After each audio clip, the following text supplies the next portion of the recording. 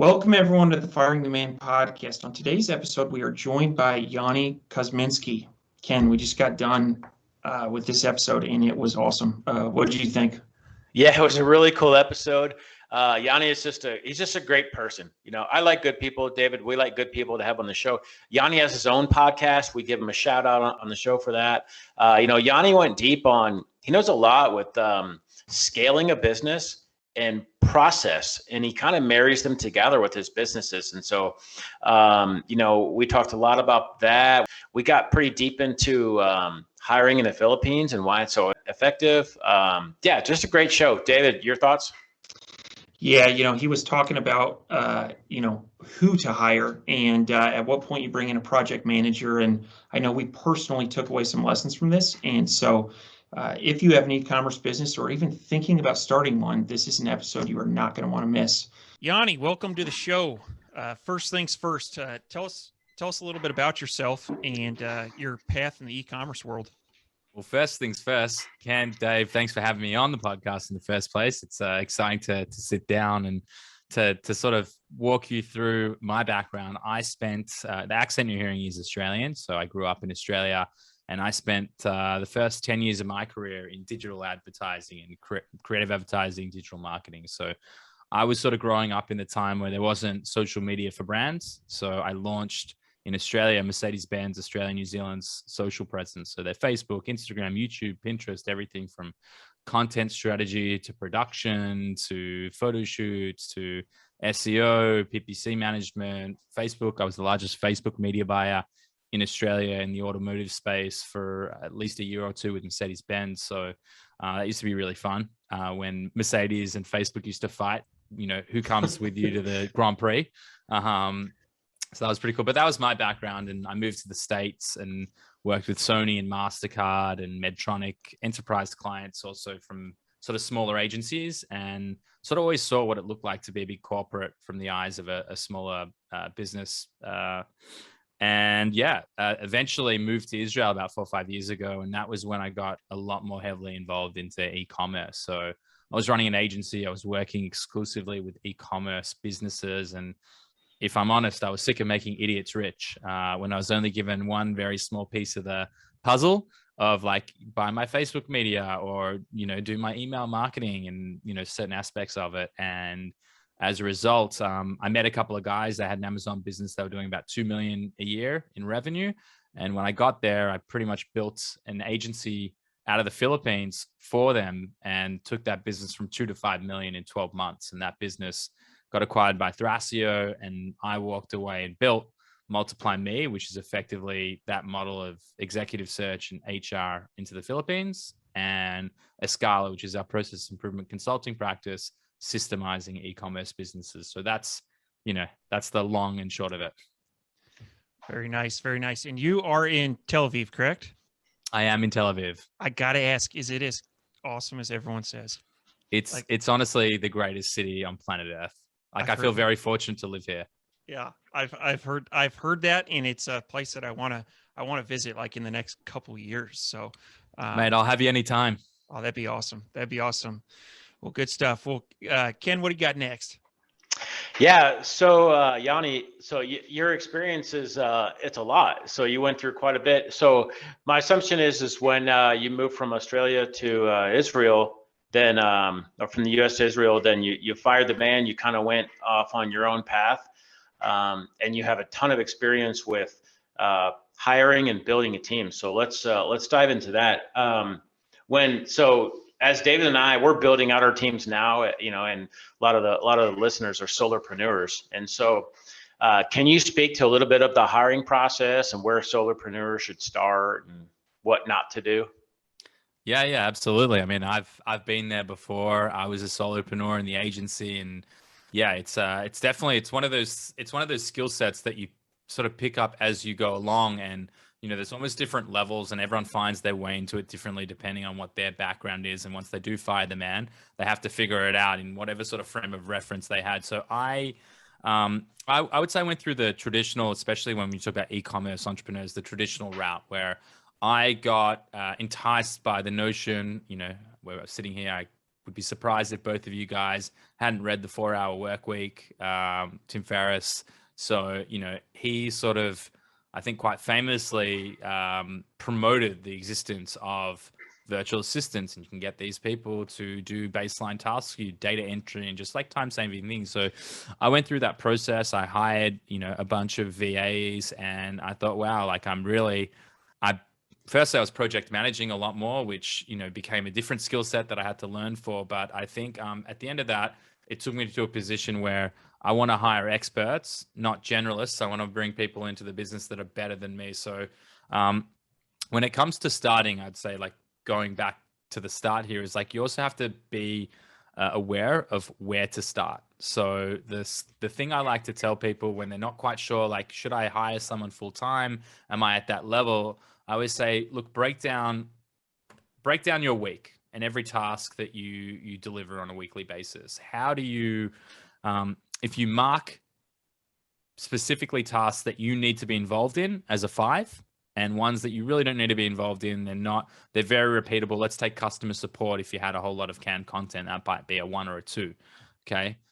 You mark your whole week, and then you can start to actually peel away things that really don't need to be you as a decision maker, as a solopreneur and a founder of a business. And you can sort of work your way backwards to starting to remove people.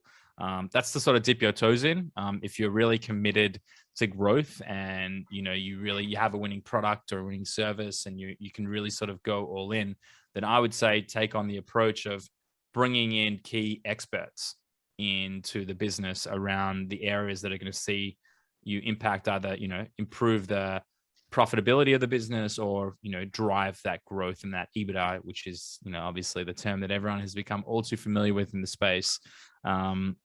So I'd say that's a starting point, Ken. I mean, I can go into specifics around like how to approach the interview process, or how to actually build out the job description and things like that. Like, help guide me. What's going to be helpful? Sure. David, go ahead. Yeah, I think one thing that for some of the solopreneurs that are listening, they may have heard you mention the Philippines. And I know we have a couple employees from the Philippines, and they're excellent. And however, sometimes when I tell people that, they are like, wait, how did you meet them? Like, how does that work? And why would you hire someone from the Philippines? And I certainly have an answer to that question. However, I'd be interested in like understanding some of the key differences between, hiring someone, say, out of the States versus out of the Philippines. Yeah. Great question. So let me start off and say, like, it's no coincidence that everyone's looking into the Philippines and India and Bangladesh and, South America and specific areas. The first premise is the geolocation-based arbitrage. For the simple fact, for anyone listening, the cost of living in the Philippines is something like 50 to 80% of what it is in the US. It's significantly cheaper. So what you as a baseline can do is you pay people less salary that is a fair wage, and that they are making, good money in their native location. And for your, as the cost of business, as a line item in your business, it's not that expensive, and yet you're not sacrificing on quality. Now, I guess the next question is, why the Philippines? So I had a number of personal experiences probably 4 or 5 years ago where I just found people that had such a high caliber of talent and excellence in the specific roles and functions they were playing, that I just thought, like, something doesn't add up here. Why isn't everyone doing it? And so I think the typical journey, and I'll see, I'm going to watch both of your faces and see if I get the nods, but like, if I had to guess, right, you probably found at least talent that you've worked with historically on onlinejobs.ph. Correct, right? Yep. So onlinejobs.ph was also what I like to call the gateway drug to the Philippines. It, especially sort of 4 or 5 years ago, when it wasn't as flooded, you would find talent, it would be a bit of work. You'd have to go through a few hundred resumes, but sometimes you'd find talent that was really good. Now that number is probably blown up tenfold, and it's, baseline low level talent. There are a number of other solutions that you can look at there too. You can find diamonds in the rough. That's not to discredit onlinejobs.ph. It's just, it's a lot of work. There's a number of job boards that you have to be a Filipino entity to get access to. So in order to sort of see talent that's sort of at a higher caliber, you're already sort of limited a little bit there. But like, free up, you can look at solutions like Upwork as well. I mean, there's ways in which you can find sometimes high level professionals, but why it's also so attractive in terms of the Philippines is you've got a population of 120 million people who inside of the business process outsourcing space, the BPO, they are 95% college educated or above. So you have a highly educated, highly motivated talent pool where I didn't mention, but English is actually the language that everyone studies in. So it's now an English speaking population where it costs you a whole lot less for talent, where you don't have to compromise on the output. And one of the biggest drivers is loyalty and career progression. So as long as you can build that level of security and opportunity, the chances are that no one's going to leave you. So it becomes a very viable solution to find top talent and know that it's going to stick as well, which is also integral when you talk about building and scaling businesses. Having personnel change every other month is really costly. I actually read a really interesting fact that, or a stat, that the base salary of the employee that you hire, if it doesn't work out, it can cost you 15 times or more of what that base salary is in terms of impact to the business, to its true cost in terms of lost value and time and resource allocation. Like it can really, it does really impact your business. Yeah, I can see your jaw on the floor there, Ken. Yeah, that's a lot. So you said 15x. Wow, I haven't heard that. That's crazy. But yeah, I totally get it. Now, some of the stats that and the way you described the Philippines is pretty amazing. I didn't know there was that many in the talent pool down there. And I've worked with some really talented people from that area, and some on our team right now, they're really talented. So I'd like to take a little bit of a step back. And so let's say if a listener is, they have a full-time day job still, they haven't fired the man. So they're working 40 hours at their day job. They're working 20 hours on their business. And then they're just overwhelmed. And so they, like you mentioned, they wrote down all their tasks for that they're doing that week, and they're labeling them high level, low level, 1 through 5. Now, can you take us to the next steps on how they would go about figuring out who to hire, what they need, and how to do the job description, kind of like what you mentioned? Yeah. So I think there's a few stages here. So when you're looking at that, I think still the most important thing is that you are the one making strategic decisions, especially if it's your part-time job and you're only investing 20 hours and you got a 40-hour full-time job. You really have to be calculated in how best to maximize your time, because you don't have a lot of it. So, depending on, how committed you are, you would bring in people to really remove sort of that Pareto principle, 80-20. You get rid of anything that isn't high level decision making, because you don't really have time to do it. Now, if it were me, I think for a lot of these e-commerce businesses, one of the smartest hires and one of the roles that's like, very often forgot and not included in is a project manager. So if you can find, let's call them an agency, like an ex-agency project manager who understands how to speak to all the different suppliers, to knows how to speak to a brief graphic designer and project manage, the PPC management, and make sure that everyone is delivering. Like, I would say that's a smart hire. Take my advice with a grain of salt. This is if I were back in that position, because I don't really look at the world necessarily like that anymore. I would take a different approach when you're building your company and you're looking at that. It's more so around specialized focus on what does the desired outcome look like in this specific role. So forget the job description. It's not about like, you should have 3 years of Amazon Seller Central experience and you should have 2 years doing PPC work. It's what does success look like in this role, and building a scorecard that you can actually rate that individual against to make sure that they're aligned with the possibility of completing, if it's to grow your store from 1 million to 2 million over the next 12 months, work backwards and what are the stages that this person needs to deliver on in order for that to look like success. Very nice. I'm smiling over here because your comment on the project manager is well noted. Actually, this week Ken and I hired two, I would say, like entry level positions, and all of a sudden we have two more people reporting to us, asking us questions, and what we've noticed just in a couple days is that we need to have someone in operations that kind of it is between our employees and us. And so I think that's going to probably be our next hire. How important do you think? You won't regret it. Yeah, no kidding. It's been, honestly, it's a pretty stressful week. So anyway, so my next question relates to, I like how you describe like rating all the things that you do as, the 1 through 5, right?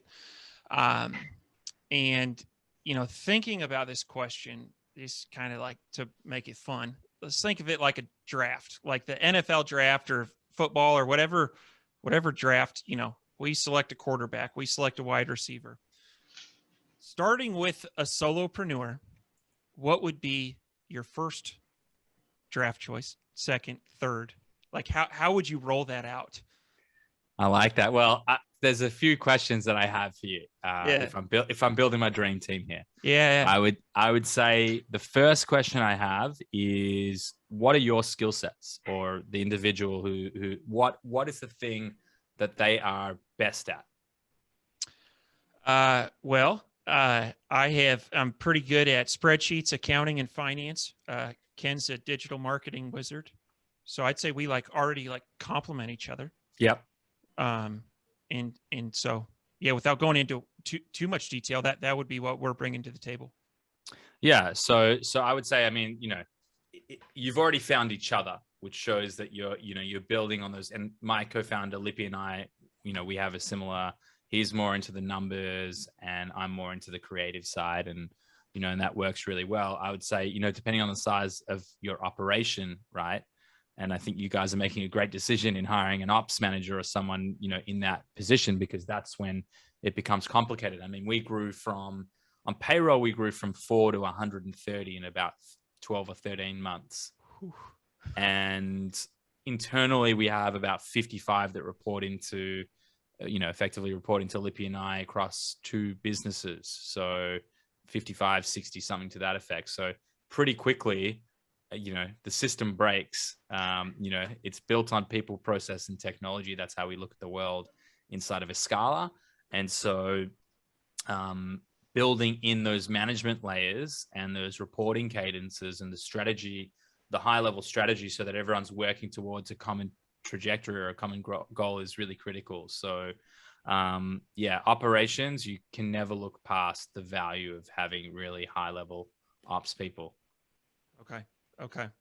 So if you were building your dream team, what's your ratio of operations to entry level? Is it like a 3-to-1 ratio, or what do you think? Yeah. Really depends again on the business. I'm sitting here trying to put my hat on of okay, what was it like when I was running an Amazon business that was just doing $5 million versus what's it like to be running a multi-million-dollar service-based business, where one of our, it's an awful thing to say, but our product is humans, in one of the businesses. That's really, if you were really brutal about sort of the economics or the financial reporting of it, we just got off a call with, a company that's going to be our fractional CFO. And we were just sitting there saying it's awful to say this. And they're like, yeah, no, I look at the numbers all day. That's what it is. But, yeah. Did I answer your question, or did I go on a complete tangent there? No, that does answer. That answers my question. That answers my question. Yeah. So awesome. David, did you have another one, or? No, go for it, Ken. All right, cool. So sorry, I was just eager to get into the scaling part. Now, when you talked about 4 to 120, or something like that, that's incredible. So to me, I always think I always want to, kind of crawl, walk, and then run. And then it sounds like to me that you pretty much just ran from 4 to 120. So can you break that down on how you scaled so rapidly? I mean, did you find the magical elixir, or did you do the 80-20? What happened there? Yeah, so I'm going to draw on one of my favorite quotes, and it's by your boys' guy Abraham Lincoln, and it's if I had 6 hours to chop down a tree, I'd spend my first 4 sharpening my axe. And so that's like on many of the presentations we send out of Escala, but we spent 4 months building the infrastructure and the framework for Multiply Me before we ever won our first client. So much of everything that goes into scanning has to do with planning, scanning to scaling is planning. So effectively what we do, and we've built a whole business based on this specific function of how to build for scale. So when you're looking through it, we're building out the gearing ratios and the personnel over the course of the next 24 months. We know who we're going to hire, what the trigger clause is, what their responsibilities and accountabilities are going to look like. We're effectively predicting what our growth trajectory looks like, and also who we're going to need and what the team is going to look like as it grows. I mean, you guys, this is an audio, but I could pull up some presentations and show you what I'm actually talking about. So, we see a visual of our org strategy sort of balloon out over the course of a few years. So I'd say that's key. Also understanding, we run our financials too. We project out, what does profitability look like? How do we actually create that? And we have a whole team. Again, I think we have a bit of an unfair advantage because we have a consulting practice specializing in process improvement. So like Escala is currently doing a 20-week project into Multiply Me, where we've totally restructured the teams. And, if it wasn't for Escala, Multiply Me probably wouldn't be able to get to the next stage of where it's going. Okay. Yeah, that totally makes sense. So it's the synergy between the two is kind of the magic elixir. And so you're taking the forecasting and projections, the financial, and then kind of overlaying the process on top of that. And it makes the perfect recipe, right? Exactly. Like to sort of put it into perspective, when I think, what does 3 years into the future look like for Multiply Me and Escala? We're an incubator. We effectively are only rendering services to businesses we take minority equity stake in, and we're deploying resource intensive building businesses and staffing them for free, effectively, or in exchange for equity. So not exactly free. Sure. Okay. Very nice. Very nice. Now, you've got a podcast called Successful Scales, which I have recently become a fan of. And so tell us a little bit about that. How's that going? Yeah. So I think when I think back to the start of it, which is not that long, I've only been recording these since the start of the year, since January, and I've recorded probably about 70 episodes now. The initial intent was that it didn't matter how many books I was reading, I couldn't learn fast enough in terms of, how do you go from having no management to having senior management and middle management? And then there's like people running in the company that, I don't even quite frankly remember them by name. Like there's so many people now. And so I took the opportunity and said, you know what, we've gone through an experience, like, there is no magical elixir, Ken. Like it is hard for everyone. Like, I'm not going to sit here and say like, hey, it all just worked out exactly perfectly and nothing's ever broken, like shit goes wrong. We're also putting out spot fires. But I thought that if I can have access to people who have done impressive and, built businesses much bigger, whatever the different experiences and insights would look like, then hitting record would probably be highly valuable to people who probably haven't gone through, what's been a pretty intense 18, 24 months. That's how long the company's been in existence, or the companies. So so started it, and now, I'm really getting to some really high level thinkers, and, it's definitely pressing me. Like I had on a couple of weeks ago, John Hefter, who's one of the co-founders over at Thras, and he was talking about what it's like hiring 1,500 people over about 3 years, which is insane, and what that's looked like, and, around capital raises, and, the list just goes on as to sort of the topics that have been covered, but it's been an amazing experience. I'd love to ask you the same question, what it's also been like for you guys. Yeah, it's been a wild ride for sure. And I would say we're still from like a building out the team, we're still working on that. I would say we're novice, but we're making steps forward in that hiring process and building out our team. You reach a point in a business where your to-do list will never get done. There's not enough hours in the day. Even if you work 24 hours a day, 365, it's just not going to happen. And so once you reach that point, we got frustrated for a little bit. And then we're like, let's find a solution here. And that has been through hiring. And I'll tell you what, man, life is good when you're working with good people. People that are, they do what they say they're going to do. And I don't know, it's been a lot of fun, and we're looking to continue to grow and scale. One question I have for you so you've probably, heard tons of stories on, people's success and scaling. And one thing that, especially in like the physical product space, that people run into is if they grow by 300%, their inventory needs to grow by 300%. And they're in a cash crunch, and asking for a friend, any suggestions on like, or have you heard any stories of how people have overcome that? Yeah, I mean, the stories that I hear about this is how they found service providers and solutions to help get them over there. So the ones that frequently come up for us in the e-commerce space specifically are sellers funding. One company where I think similar to 8Fig, which is the other one I would recommend too. That's how a lot of them are finding that growth capital needed to invest into inventory. Now, I would say when you talk about, it's a Band-Aid solution in ways, depending on the lines and the terms that you get. At the end of the day, you're not trying to give away 20% on, that it's eating into your profit margin, right? So what we look to do inside of Escala is we'll work and find ways to reduce operating costs and create efficiencies, whether it's automated through technology or whether it's leveraging, globally dispersed teams or, that geolocation-based arbitrage. And the idea is that there's many different levers that you can play without compromising on the quality of your product that can be pulled, that doesn't necessarily, like the notion of just revenue is that it's a vanity metric, in my opinion.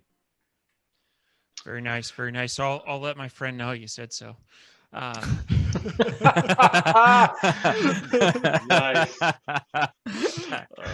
That's awesome. So, yeah, go ahead, Ken. Yeah. So Yoni, I would like to pivot a little bit.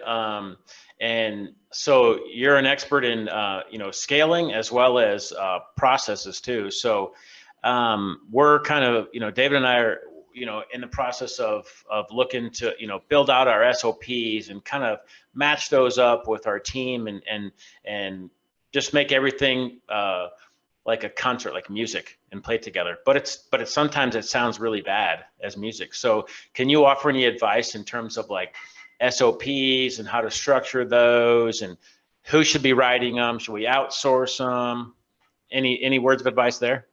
Yeah. So I would say, like, taking one step back, like, SOPs, standard operating procedures, it's effectively like the blueprint to your business. So, when you think about what is the impact of business, it means that if I build effective SOPs and training videos and documentation, and it's structured in a way that not just me, the potential SOP writer, who's the last person who needs it, which is usually who can find it, if you can document that effectively, then you can either remove yourself from functions of the business, which becomes super valuable for bringing on talent, or it makes it a lot easier to sell your business too, because the potential buyer now sees what's happening inside of the business, and you're not held liable or accountable for perpetuity on, what an exit looks like. And I just had this one additional question, 12 months down the line. So I'd say, like, as a fundamental, that's some of the things as a baseline that it unlocks. And when you talk about effective documentation,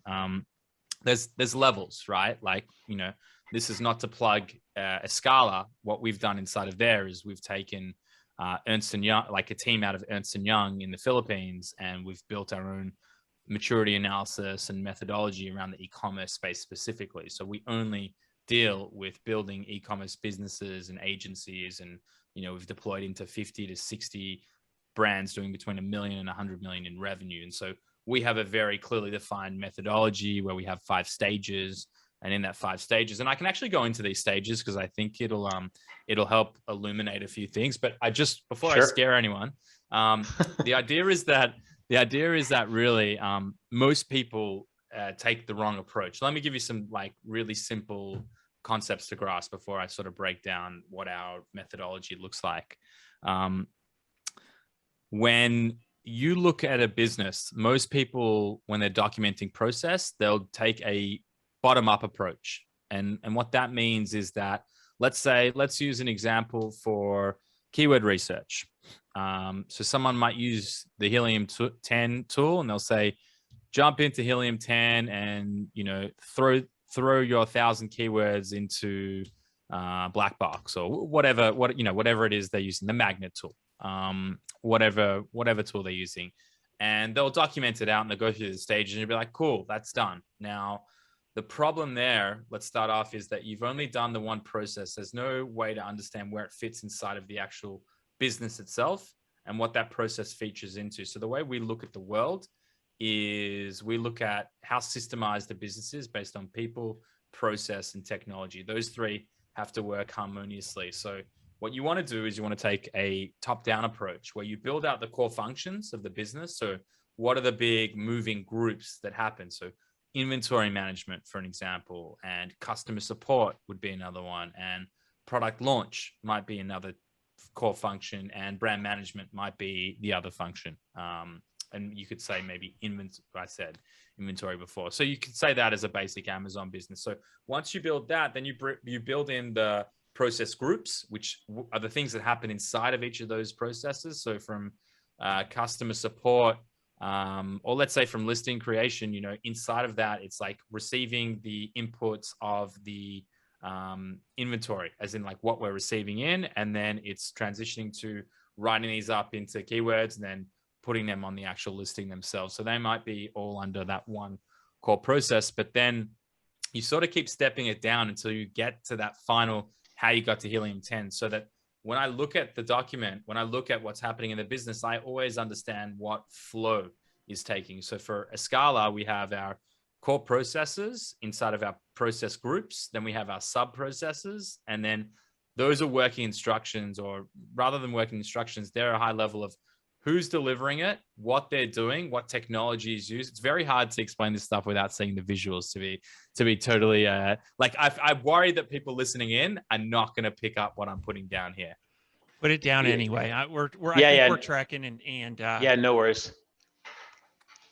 So from there you build out the actual SOPs against the individuals. So like some of the key takeaways is like, set up naming conventions, right? Like don't just throw things out based on keywords. Have what your process groups look like. Name them, name those pillars, name the sub processes, you know, define who's doing what, and then start to move into the working instructions and the full SOPs where all these numbers or these naming conventions match up, so that anyone who looks at the high level process can understand that this core function in the business relates to this SOP ultimately. So that's one of the big mistakes people make, is that they don't unify or create uniformity around that process. And so, you know, Dave, you're writing a whole bunch of things in one specific way and Ken's doing it the other. And then someone has to actually work out like, what the hell? These are like the same task, but everything looks entirely different, you know? Yeah. No, that's no, I appreciate you breaking it down like that. And for anyone listening to the show, just so we don't go to another topic without leaving this as a blank, where can you know, the listeners go and find out more about Escala and kind of that process you just broke out? Yeah, they can check out weareescala.com, and there'll be a bunch of information on what we do.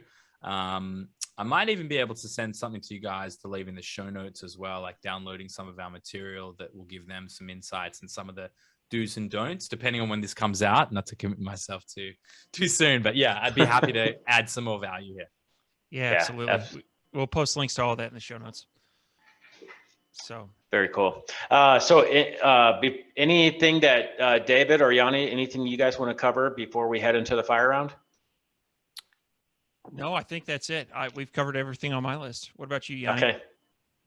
Yeah, I mean, this is your show. This is the one I get to rock up and not have to do thinking and drive the conversation. So, That's right. I'm enjoying this.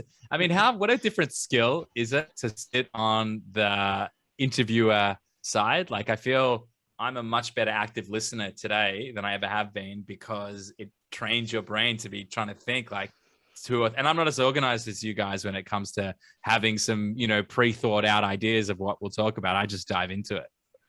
Yeah, it's certainly two totally different things, being a guest versus a host, for sure. So, all right, Ken, well, let's get in the fire round. Yeah, absolutely. And likewise too, Yoni, like definitely when we interview someone that has their own podcast, it definitely is you can tell for sure, like the fluidity and everything, which is great. But our other guests are great too. Fire round. All right. What is your favorite book? Who, the A Method for Hiring. That's this month. Very nice. Awesome. I'm adding that to my list. I've not read that one. What are your hobbies? Walking the dog, kickboxing, weightlifting, normal stuff. Nice. Awesome. What is the one thing that you do not miss about working for the man?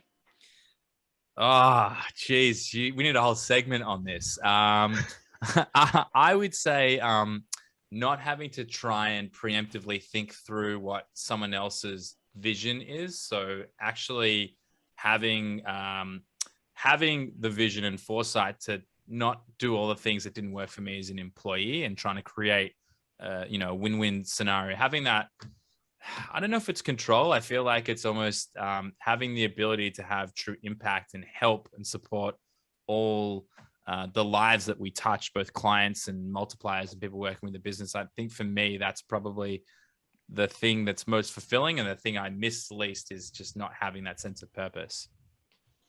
Nice. Yeah, I like that. Okay, last one. What do you think sets apart successful e-commerce entrepreneurs from those who give up, fail, or never get started? I would say for never getting started, just not taking that risk. I think the one really important thing is to realize, especially if you've got a great job today and you're thinking about firing the man, your worst possible outcome is that you have to go back and work for someone else in, likely a decent job that you're in today. So taking that step and actually giving it a shot, the worst case is you're back where you were, or potentially you even get a pay rise. So it's not really that much of a risk. I would say the things that are holding them back, though, are or stopping them from succeeding is just giving up, really. I mean, just showing up every day and committing to the long term and finding the right people to partner with. I mean, those are the key areas, some of them, to success. Excellent. Solid advice. David, you want to close out the show? Yeah, Yoni, how can people get a hold of you? If they've listened through the whole show, then they're welcome to email me directly, Yoni@multiplyme, spelled MII, me, or Yoni@weareescala. Either one will get me, and I'm pretty active on LinkedIn too. So yeah, check out our websites, hit me up on LinkedIn. You deserve it getting this far in. Awesome. Well, hey, we really appreciate you being a guest on our show, and look forward to staying in touch. Likewise. Thanks for having me, guys. It's been great. Excellent. Yep. Thanks, Yanni.